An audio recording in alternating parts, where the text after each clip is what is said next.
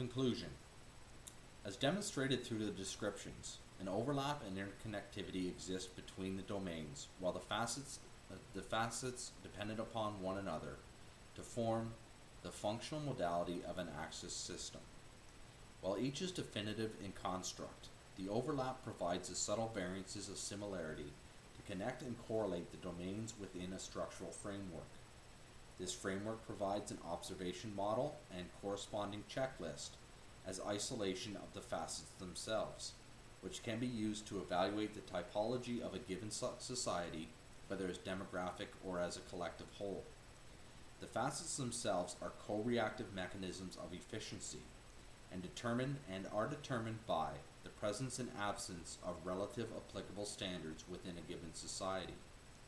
Adaptation is the key to functional ability of purpose, the determination of which is produced by the drive toward a more efficient utilization.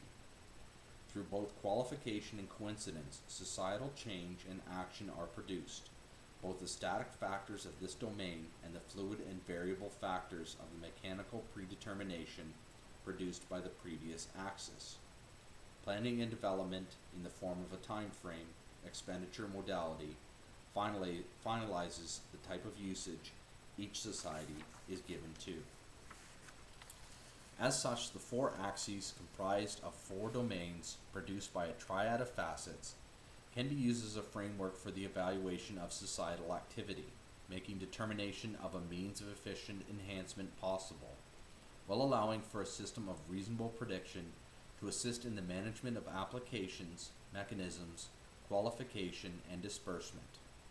This is done through temporal observances, taking comparable readings of a society at two given points, and determining the presence and absence of various factors to correlate a predicted arrival and or evolution of proceeding axial systems domains and their base facets.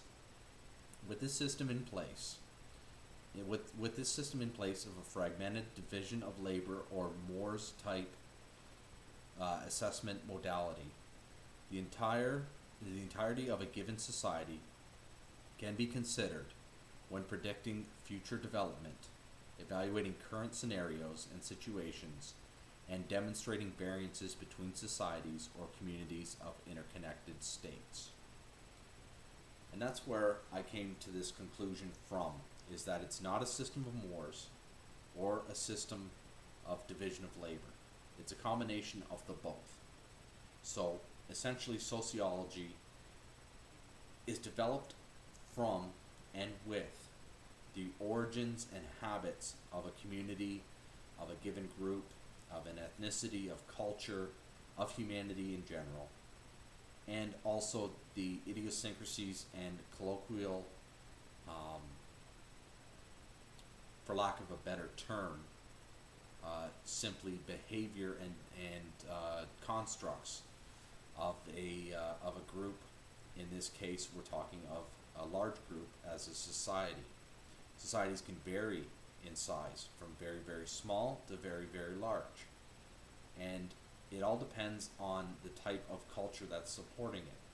For example, in cultures that have a greater populace, there tends to be a push towards a communistic fundamental basis, I guess is a way to put it, to help build a system that supports many more people.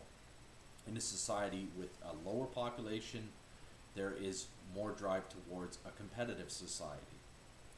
So in between is where humanity really lies. And it's finding that balance between competition and communalism. Not necessarily communism as defined by many philosophers early on in the days of determining what we can consider to be a society and how to govern it or how to control it. And I think that's an important part to touch on at a later time, is that power and control tend to corrupt. And with that, I'll just make this final note. In consideration of the broad-based applicability of this modality, the domains can be considered interconnected and organized in an alternative manner.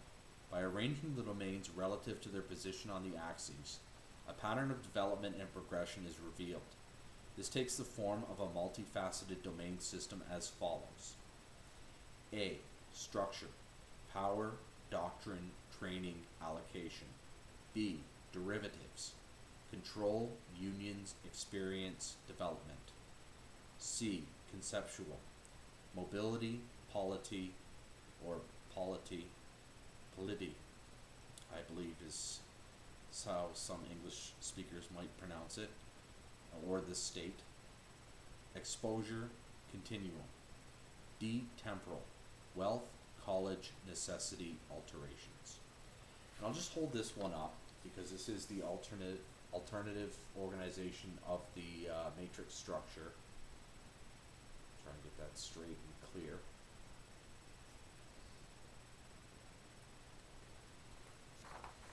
And that will actually correlate to this model. Put that on screen for anyone that wants to view. And in comparison, here's the original model that we started with.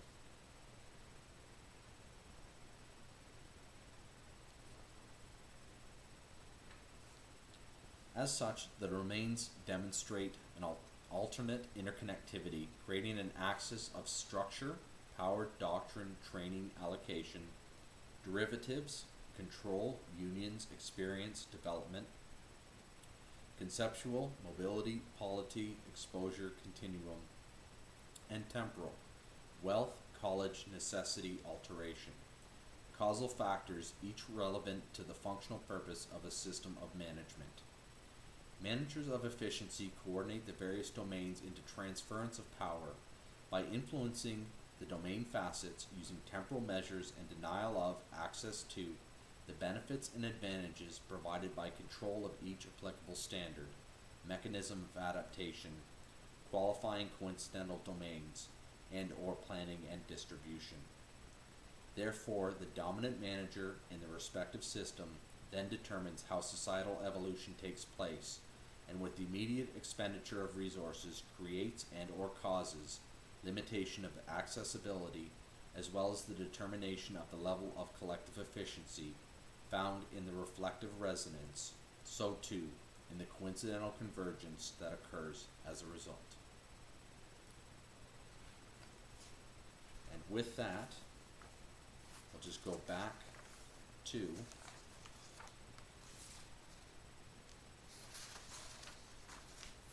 the other two diagrams that I held up earlier. Now, these are complex diagrams. The first is a template, and it's called Consequentiality in the Process of Reflective Resonance. So, I have developed a theory that says that all actions in society are developed of the psyche, and social grace, that by which we dwell, is created by a system that in turn manifests in a predictable manner. So, to make this simple, we have motivation, we have a rationale, we have intention, and we have coincidental convergence, that which comes together as a result of what the motive is, what the rationale is, and what the intention is.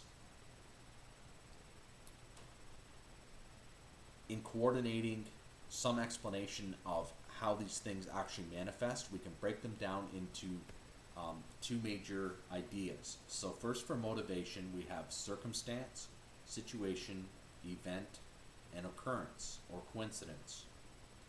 For intention, we have coordination, actuation, center, manifestation, and consequence.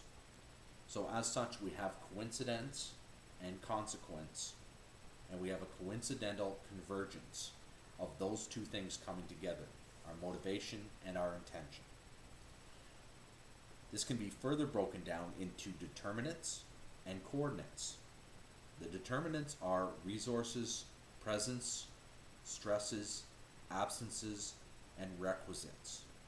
The coordinates, in turn, which are actually manifest of the determinants, and we could say that our intention is manifest of motivation, are utilities, environ, services, climate, and facility. In between the two, we have the chance that things could happen, the chance that things might not happen, or just things that happen per chance, as the saying might go. And we have change. And change is an alteration based on what happened in chance. So things that kind of come about, we make adjustments to them, and as such, from that chance, we have change. This manifests into comparison, and a term that I guess I've coined. It's an actual word, I believe, listed in some old English dictionaries, but isn't proper English, and that's contrastation. So we have comparison, and we have contrasting factors. Comparison and contrastation is taking two things, comparing them, and then looking at what's different about them. Very simple idea, however, that comparison is different too from Buddhist teachings. Buddhist teachings teach us not to compare ourselves to other people, or compare two elements that are dissimilar. The idea here is not to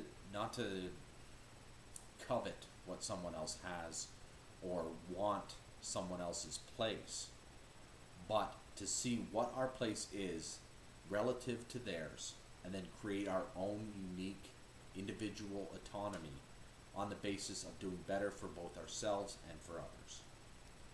Contrastation, looking at what is wrong. How can we correct what's wrong in our lives? What can we do to correct what's wrong in the lives of others? Obviously, psychology and sociology are undeniably interconnected and can't be separated. There's always going to be a psyche, there's always going to be a society, and in between is kind of where we dwell. What do I want? What do we want? And to come back to determinants, back into chance and change, we have identification and implementation. And from the coordinates, we have efficacy or expenditure, and feasibility and or efficiency. So we have kind of a 5 or 6 step process that brings us from the start of an event to what it manifests thereof, of and as, or as and of, I should say. To bring it into broader terms and to build back out from the basic structure, we have achievement, ascension, attainment, and actualization. I believe Maslow talked a lot about actualization, and with that, self-actualization, making a decision and then manifesting it, or having a predetermined decision made for us and learning through that process. As for achievement, we can break it down into task, goal, and ambition, which build, in turn, that achievement. Ascension, tenet, morality, and beliefs. Attainment, ideal, dream, and aspiration. And actualization, we have circumstance, situation, and eventuality, that which occurs as a result of what has happened. Finally, we can draw everything together in one broad, great concept. Accomplishment. Achieve, ascend, attain, activate, and then accomplish what we set out to do.